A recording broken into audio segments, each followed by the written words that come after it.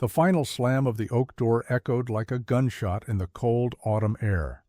At 19 years old, Ilara stood on the porch of the only home she had ever known, the polished wood now as alien to her as the face of the moon. Inside, her uncle, Mr. Gable, a man whose kindness had evaporated the moment the dirt fell on her father's coffin, was already counting the silver from the sale of the farm's livestock. He had inherited everything. Her parents' sweat, their dreams, their future, all of it was now his. He had given her an hour to pack. She had left with a small bundle of clothes, her mother's mending kit, and the worn axe that felt like an extension of her father's own hand. As a final act of what he called Christian charity, her uncle had pressed a few coins into her palm, their cold metal a poor substitute for a life. He had also given her the deed, a folded, yellowed piece of paper that was the punchline to a cruel joke whispered throughout the town of Providence. It was the title to the old quarry, a worthless, gouged-out pit 5 miles north of town, abandoned for a generation. She had nothing else. The townspeople watched her walk away from the Gable farm, their faces a mixture of pity and grim satisfaction. They were practical folk, and they saw a girl with no family, no money, and no prospects. Her inheritance was a hole in the ground. They whispered behind their hands as she passed the mercantile, her uncle's own store. He stood on the boardwalk, arms crossed, his expression one of stern finality. He had done his duty, and now she was no longer his concern. "Go east, girl," the blacksmith called out, his voice rough but not entirely unkind. "No life for you here. Find work in the city." "The church has a cot for orphans," a woman added, pulling her shawl tighter, as if to ward off the chill of Ilara's misfortune. Ilara kept walking. Her jaw was set, a hard line against the trembling in her hands. The coins in her pocket felt both impossibly heavy and insultingly light. They were not enough for a ticket east, not enough for a week's board. They were enough for a bag of salt, a sack of flour, a handful of seeds, and a good whetstone for her father's axe. She turned into the mercantile, forcing herself to meet her uncle's cold gaze one last time. He stood behind the counter, a merchant now, no longer family. "I need supplies," she said, her voice clear and steady, betraying none of the terror that clawed at her throat. He looked at her, then at the paltry coins she placed on the counter. A flicker of something, shame, perhaps, or just annoyance, crossed his face before it was gone. "Spend it on a coach ticket, Ilara. That land will kill you before the first snow." "The salt," she repeated, pointing, "and flour, and the rye seeds." He sighed, a puff of condescension, and measured out her goods. The transaction was cold, silent, and final. As she shouldered her meager supplies, she turned her back on him, on the town of Providence, and on the life that had been stolen from her. She did not look back. She faced north, toward the jagged hills and the worthless hole in the ground that was now the only thing in the world she could call her own. The wind bit at her cheeks, a promise of the winter to come, and she began to walk. The journey to the quarry was a pilgrimage into desolation. The 5 miles stretched into an eternity under the weight of her supplies and the heavier burden of her future. The dirt road dwindled to a rutted track, then to a faint deer trail that clawed its way through skeletal woods and over stone-studded hills. The sun was a weak, watery eye in the gray sky, offering no warmth. Her only companion was the silence, broken by the crunch of her boots on fallen leaves and the mournful cry of the wind. She walked until her shoulders screamed from the weight of the flour sack and her legs burned with a dull, throbbing ache. The landscape grew harsher, the trees more stunted and twisted. This was land no one wanted, land that had been passed over for its thin soil and unforgiving rock. It was her land. The thought brought no comfort, only a deeper sense of isolation. She felt like the last person on earth, walking toward the edge of everything. Finally she saw it. The trail opened onto a wide, barren clearing, and the ground simply fell away. The quarry was a raw, violent scar in the earth, a great amphitheater of shattered gray rock. Its walls were sheer cliffs of granite, descending 100 feet to a floor of rubble and stagnant brackish pools.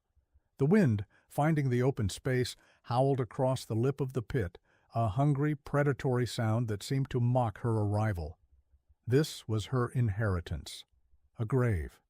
She slid down a steep, rubble-strewn slope to the quarry floor. Down here, the scale of it was overwhelming. The stone walls towered over her, blocking out the sky, making her feel small and utterly insignificant. The air was cold, heavy with the smell of damp stone and decay. Her uncle's words echoed in her mind. "That land will kill you before the first snow." For the first time since leaving town, a sob caught in her throat. Her knees felt weak. She sank onto a large, flat stone, the flour sack dropping beside her with a soft thud. Despair washed over her, cold and absolute. The town was right. Her uncle was right. This place was impossible. It was a tomb waiting for a body. She sat there for a long time, the cold seeping through her clothes, a numbness spreading from her bones outward. The sun began to set, painting the top edges of the quarry walls in faint shades of pink and orange, colors that could not reach the deep shadows where she sat. This was the lowest point, the moment of surrender. She could climb back out, walk back to Providence, and beg for the charity she had so proudly refused. She could admit defeat. But as she drew a shuddering breath, ready to give in, she noticed something, a strange stillness. The wind that had been screaming across the top of the quarry was absent down here. The air on the floor was almost unnaturally calm. She stood up, her curiosity a tiny spark against the overwhelming darkness. She walked deeper into the quarry, toward the sheerest, darkest wall of granite at the far end. And as she drew closer, she felt it. It was a subtle change, almost imperceptible. The air grew warmer, not warm, but less cold. The biting chill that had settled deep in her marrow began to recede. She reached the base of the cliff and saw a deep, narrow fissure, a crack in the ancient stone that ran from the floor up into the darkness above. She placed her hand near the opening. A faint, steady current of air breathed from the rock, and it was mild. It was the earth's own breath, a gentle, geothermal warmth rising from deep within the planet. It was not hot, but it was constant. It never froze. She pressed her cheek against the granite next to the fissure. The rock itself held a deep, resonant lack of cold. It was a massive store of thermal energy. The despair did not vanish in a triumphant wave. It receded slowly, replaced by a grim, ferocious resolve. The quarry was not a tomb, it was a shield. The towering walls blocked the wind.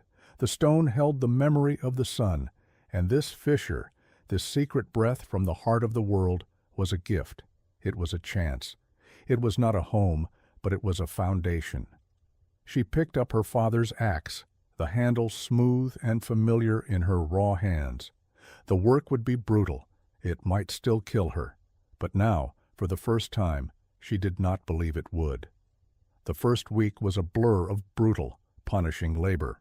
Her world shrank to the quarry floor, to the protest of muscles she never knew she had, and to the rhythmic cycle of work, exhaustion, and grim satisfaction.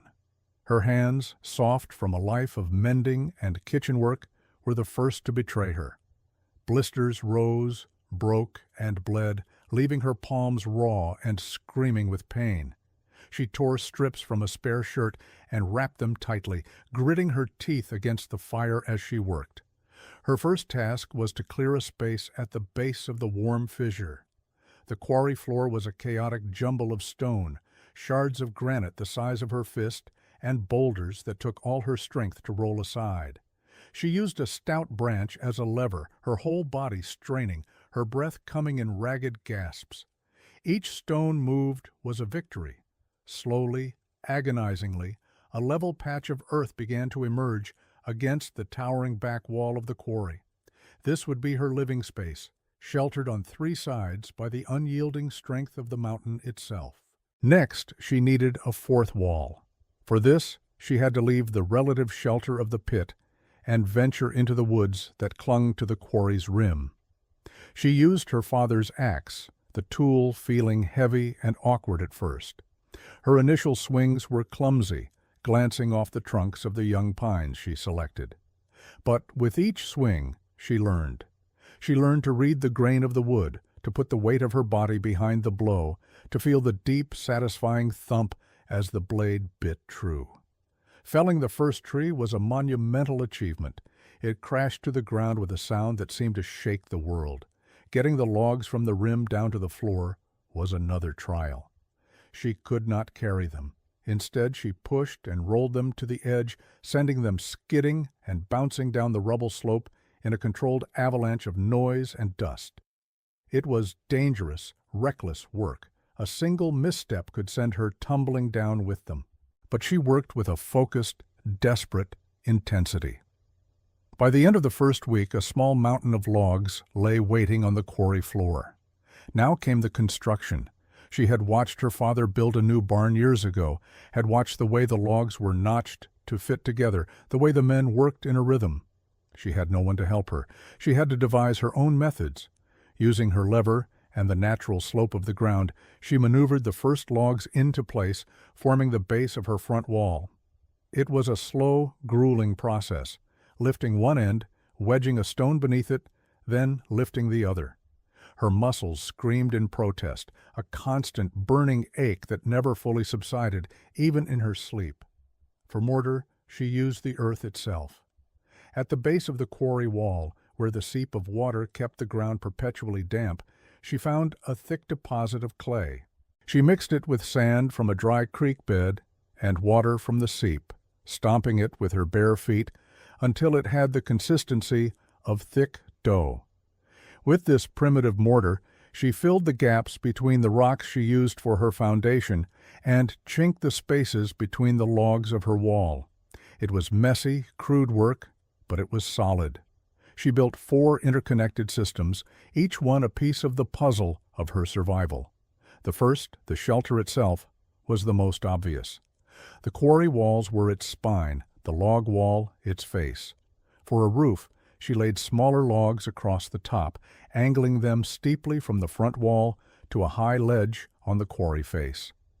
Over this, she layered pine boughs, then thick sheets of bark she painstakingly peeled from fallen trees, and finally, a heavy coat of her clay and sand mixture packed down to create a waterproof, earthen shield.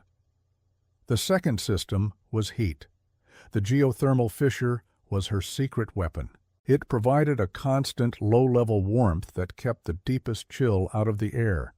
But she needed a real fire. She built a fireplace and chimney directly against the rock face, using flat stones and clay mortar. She cleverly designed it so the flue vented directly into another, smaller fissure she discovered higher up the cliff face. When she lit her first fire, the smoke was drawn up into the rock and dispersed high above the quarry rim, a thin, almost invisible wisp against the gray sky. Her home was hidden. The stone of the fireplace and the quarry wall itself became a massive thermal battery, absorbing the heat from the fire and radiating it back into the small space long after the flames died down. Water was the third system. The slow, steady seep from the rock wall was her lifeline. At first it was just a muddy puddle. She spent 2 days digging it out, carving a small basin into the earth and rock. Then, using the same clay she used for mortar, she lined the basin meticulously, packing the clay down until it was smooth and watertight. The seep slowly filled her creation, and within a day, the sediment settled. She had a small, clean cistern of fresh water, protected from the elements and insulated by the earth, that would not freeze. The final system was food. She could not live on flour and salt forever. In the most sheltered corner of the quarry floor, where the sun reached for a few hours each day, she decided to build a garden. But the ground was rock and rubble. So she began another backbreaking task. With a bucket fashioned from birch bark, she made dozens of trips up the treacherous slope to the forest. She dug up the rich, black soil from the forest floor and carried it, bucket by bucket, down into her quarry. She built low, stone-walled raised beds and filled them with this stolen earth. In them she planted the rye seeds, along with a few hardy potato eyes and carrot seeds she had thought to buy. It was a desperate gamble, an underground garden in a stone pit, but the stable temperature of the quarry gave her hope. After a month of relentless work, the core of her home was complete. It was a small, crude dwelling, half cave, half cabin, but it was hers. It was solid, it was warm, it was safe. But she knew it was not enough. She needed a more sustainable source of food. She needed animals. That meant she had to return to Providence. Walking back into town was like stepping into a dream. The world of people, of straight lines and painted wood, felt foreign and strange. Her appearance drew immediate stares. She was thinner, her face weathered by wind and sun, her clothes were stained with clay and pine pitch. Her hands were calloused and scarred. She looked like something wild that had wandered out of the woods. She walked directly to the mercantile. Her uncle, Mr. Gable, was measuring out beans for a customer. He looked up, and his eyes widened in genuine shock. He had clearly expected her to be gone, or worse. The whispers in the store fell silent. "I need to buy a goat," she said, her voice raspy from disuse, "and 3 chickens." Gable stared at her, his mouth slightly agape. "A goat? Girl, what in God's name are you doing out there? People are saying you're digging a hole to live in. They're calling you the Quarry Girl." "The goat," she repeated, her gaze unwavering, "and the chickens, and a bag of feed." The absurdity of the request hung in the air, a girl living in a rock pit buying livestock. It confirmed every bit of gossip, every whispered assumption that she had lost her mind. A man in the corner, a grizzled hunter named Brant, let out a short, derisive laugh. "Gonna keep a goat in a cave? What are you gonna feed it? Rocks?" Elara ignored him. She counted out the last of her coins onto the counter. It was almost exactly enough. Her uncle shook his head, a look of pity and exasperation on his face. He took the money. The transaction felt like a final severing. He was selling her the tools of her own foolish demise, washing his hands of her completely. Leading a stubborn goat and carrying a crate with 3 clucking chickens the 5 miles back to the quarry was an ordeal that tested the very limits of her patience. The goat fought her every step of the way, and the chickens squawked in protest. But she persevered. She had built a small, stone-walled, well-insulated lean-to for them against the side of her main shelter. As she secured them in their new home, the first snowflakes of the season began to fall, fat, wet flakes that melted on her cheeks. Winter was coming. Let it come. She was ready. The name the town had given her, Quarry Girl, stuck. It was spoken with a mixture of pity and scorn, a cautionary tale parents told their children about the price of stubborn foolishness. Mr. Gable, in his warm and well-stocked mercantile, would shake his head whenever her name was mentioned. "Gable's Folly, that's what it is," he'd say to his customers. "Tried to warn her. Some people have to learn the hard way. That quarry will be her grave." The hunter Brant made it a point to check on this local curiosity. He rode his horse to the quarry's edge one afternoon and peered down. He saw the crude roof of her shelter, the small plume of smoke that vanished into the rock face, and the tiny figures of her goat and chickens in their pen. He cupped his hands around his mouth and shouted down, his voice dripping with condescending amusement. "Still alive down there, Quarry Girl? Found any rocks to eat yet?" Elara, who was splitting firewood, did not look up. She simply swung the axe, and the sharp crack of the wood splitting was her only reply. He laughed and rode away, the story of her silent defiance becoming another piece of the town's folklore about the mad girl in the pit. But inside her shelter, Elara's world was anything but mad. As the snows deepened and the world outside turned to a monochrome landscape of white and gray, Her life settled into a steady, quiet rhythm.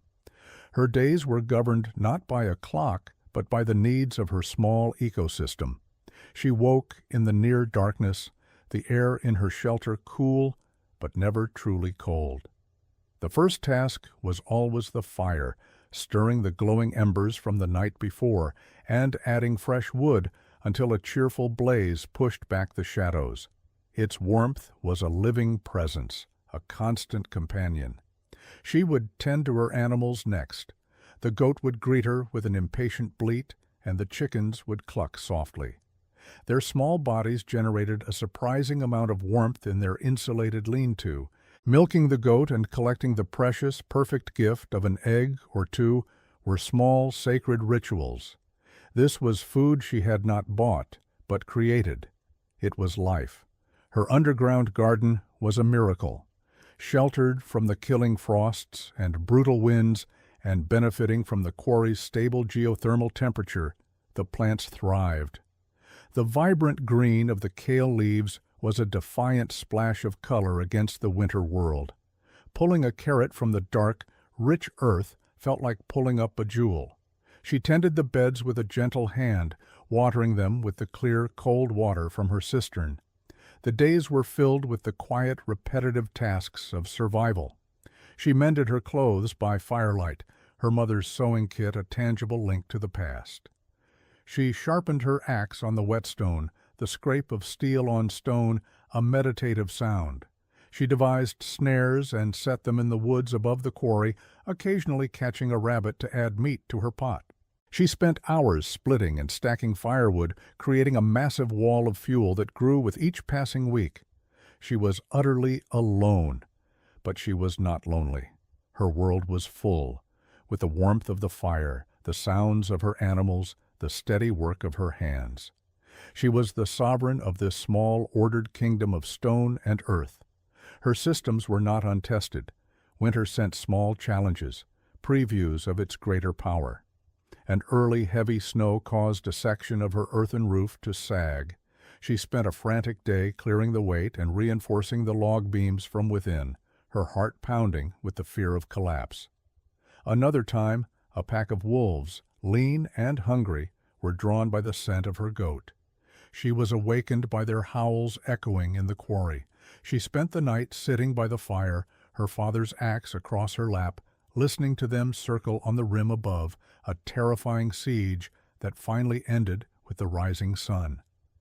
The experience taught her to be more vigilant, to build the walls of her animal pen higher and stronger. These tests did not break her, they hardened her, forcing her to find flaws and improve her designs, building not just her shelter, but her own confidence. As the calendar turned toward the deep heart of winter, the people of Providence felt secure. They had their log homes, their full cellars, their community. They had faced winters before, but the winter of '83 was different. It did not arrive gently. It came like a hammer blow from the north, a blizzard born of Arctic fury that the oldest settlers could not recall ever seeing.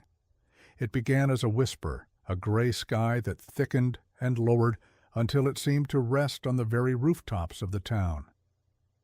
Then the wind began to scream, a high, thin shriek that clawed at windows and doors. The snow did not fall. It flew horizontally, a blinding white torrent that erased the world. It was a physical assault, a relentless, punishing force that sought out every crack, every weakness, every poorly chinked log. Inside her quarry, Ilara felt the storm's arrival as a distant roar, like a great ocean high above her head. The wind howled and raged across the rim of the pit, but down on her floor the air was still. Snow swirled down in thick, dizzying eddies, but it could not drive against her walls. She brought the chickens inside her main shelter, their crate placed near the fire. She gave the goat extra feed in its fortified pen. She checked the seal on her door, a heavy plank and hide affair of her own making, and added another log to the fire. The flames burned steady and bright, reflected in her calm eyes. The stone walls around her drank in the heat, creating a pocket of profound warmth and safety. She was not fighting the storm, She was beneath its notice, anchored to the warm heart of the earth. In Providence, the fight was desperate, and it was being lost. The town's conventional structures, built to withstand ordinary winters, began to fail. The sheer weight of the snow was immense. The roof of the livery stable groaned and then collapsed with a deafening crack, burying 2 carts and a horse. Shingles were torn from roofs and sent spinning into the white chaos. The great stained-glass window of the church, a source of town pride, shattered inward under the force of a single, violent gust, filling the sanctuary with a tempest of snow and razor-sharp glass. Inside their homes, families huddled together, their confidence dissolving into a primal fear. The wind forced its way through walls that had always seemed solid, extinguishing lamps and driving icy drafts into every room. Fireplaces that had been cozy centers of family life now seemed to consume wood with a terrifying appetite, their heat snatched away and devoured by the cold. Stockpiles of firewood that were meant to last a month were dwindling in a matter of days. The cold was a physical entity, a predator that seeped through floors and ceilings, its touch relentless and deadly. Mr. Gable stood in his mercantile, the finest building in town, and felt the cold seeping up through the floorboards. His vast stock of canned goods and woolen blankets was useless against a cold that made a man's bones ache. He could hear the building groaning under the strain of the wind and snow. The windows were thick with frost, the world outside completely gone. He thought of his niece, Ilara, out in her quarry. The thought was accompanied by a pang of guilt, so sharp it surprised him. He had sent her to her death. He pictured her frozen in her hole in the ground, and for the first time he felt no satisfaction, only a deep, chilling shame. The town he had built his life around, the very symbol of security and prosperity, was cracking and failing around him.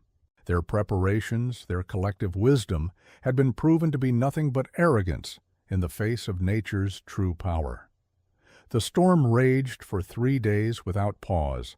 On the 4th day, the wind lessened, but the cold deepened, a profound, biting cold that settled over the land like a shroud. The temperature plummeted to a level that froze the marrow. In Providence, the battle for survival had become grim.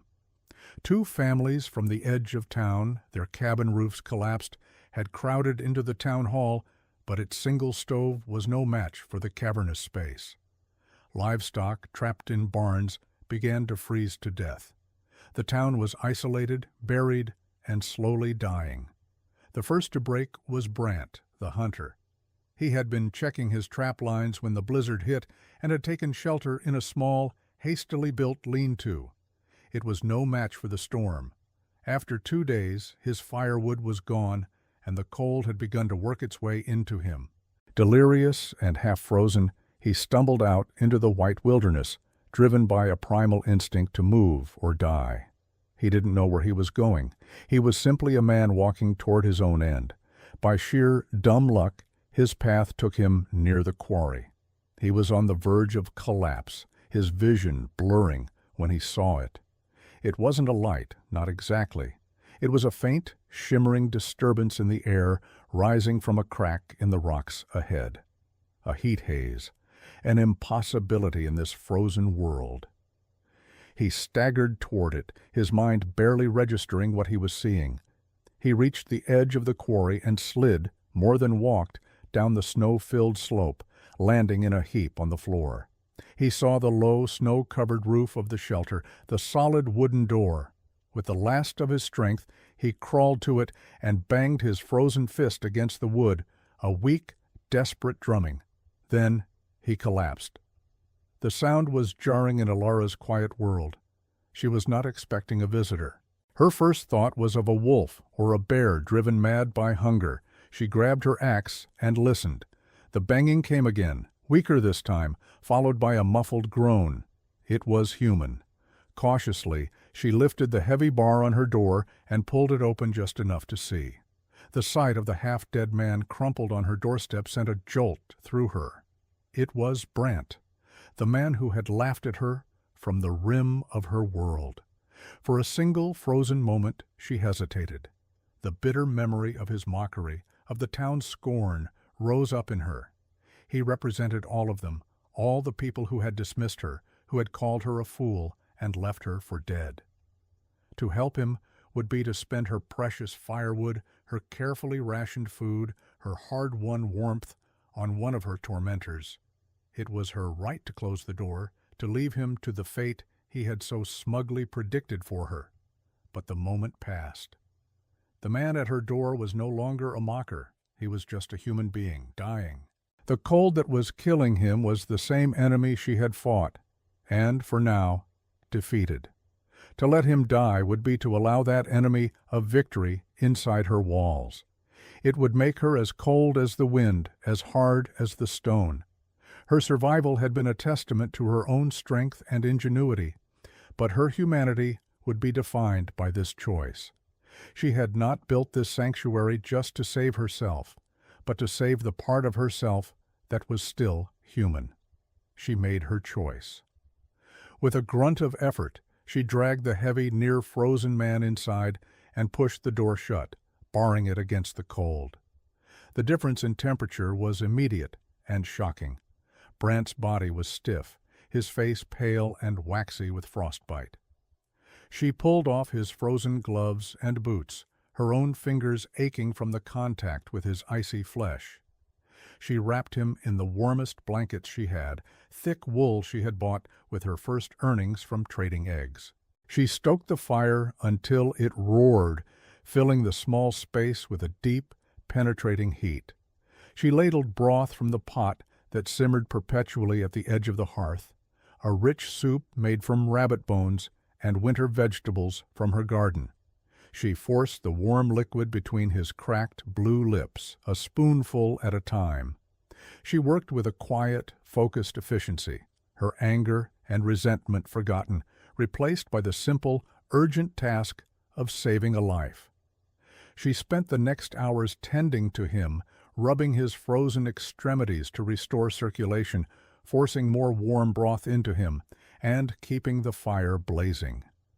She risked her own carefully managed resources, not because he deserved it, but because she could. It was the ultimate proof that she had not just survived, but prevailed. Brant drifted in and out of consciousness for hours. When he finally awoke with a clear head, the first thing he felt was an impossible, profound warmth. It soaked into his bones, a feeling so foreign and so welcome, it felt like a dream. He opened his eyes. He was not in a crude hole in the ground. He was in a small, orderly room, the walls a combination of smooth stone and neatly chinked logs. A fire burned brightly in a stone hearth, casting a warm, golden glow over everything. The air smelled of wood smoke, roasting vegetables, and damp earth. He pushed himself up on his elbows, his body aching but alive. And then he saw it all. His eyes widened in stunned disbelief. In one corner of the room, under a cleverly designed skylight made from a piece of salvaged glass, was a small garden. Green leaves of kale and the feathery tops of carrots grew from raised beds of dark soil. He saw shelves carved directly into the stone wall, neatly stacked with jars of preserved berries and dried mushrooms. He heard the soft clucking of chickens from a crate near the fire. He looked at Alara, who was sitting quietly, mending a tear in a shirt. She was not the mad, foolish girl from the town's gossip. She was the architect of a world. He could not reconcile the reality of this place with the narrative he and everyone else in Providence had created. The Quarry girl living in Gable's Folly was supposed to be freezing, starving, and paying the price for her pride. Instead, she was warm, well-fed, and surrounded by a series of ingenious systems that had utterly defeated the very storm that was destroying their town. The shame hit him like a physical blow. He had laughed at her. He had mocked her labor, her vision. "How?" he finally managed to croak, his voice raw. Alara looked up from her sewing, her expression unreadable. "The stone holds the heat," she said simply, as if explaining the most obvious thing in the world. The walls block the wind. The earth gives warmth. She offered him a bowl of thick stew. Eat. You need your strength. There was no triumph in her voice, no hint of, "I told you so."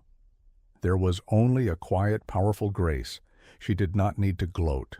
The warmth of the room, the food in the bowl, the very fact of his survival, it was all the vindication she needed. Brant took the bowl, his hands trembling. "We were wrong," he whispered, his voice thick with emotion. "My God, we were the fools." He ate the stew, and each spoonful was an admission of his own ignorance, a testament to her incredible resilience. When the storm finally broke 2 days later, the world was silent, white, and transformed. Ilara helped Brant load a small handmade sled with firewood, blankets, and jars of preserved food. She sent him back to Providence, not as a defeated man, but as a messenger. He arrived in town like a ghost, pulling the sled, his story spilling out in a torrent of awe and disbelief. He told them of the shelter in the rock, the underground garden, the fire that never struggled. He told them of the girl who had not just survived the storm, but had been untouched by it. His story was met with skepticism, then curiosity, then a dawning sense of wonder. A small party, led by Mr. Gable himself, made the trek out to the quarry. They found it just as Brant had described. They stood on the rim, looking down into Ilara's world, and they were humbled. Gable made his way down the slope. He stood before the door of the shelter she had built, the home she had carved from his worthless inheritance. When she emerged, he took off his hat, his face etched with a shame that was deep and genuine. "We called you a fool," he said, his voice quiet. "I was the fool." He looked past her, into the warm, life-filled space she had created. The town is in trouble. People are freezing. Our firewood is almost gone." Ilara looked at her uncle, the man who had cast her out. She saw the fear and desperation in his eyes, and just as she had with Brant, she felt no need for vengeance. Her victory was in what she had built, not in what they had lost. "There is wood," she said, gesturing to the massive stack against the quarry wall. "And I have food. Take what you need for your families." Her generosity was a quiet, devastating act of grace that shamed them more than any angry words could have. The aftermath of the great blizzard of '83 changed the town of Providence forever, and at the center of that change was Ilara. The men returned to the quarry not with mockery, but with sleds and a profound, quiet respect.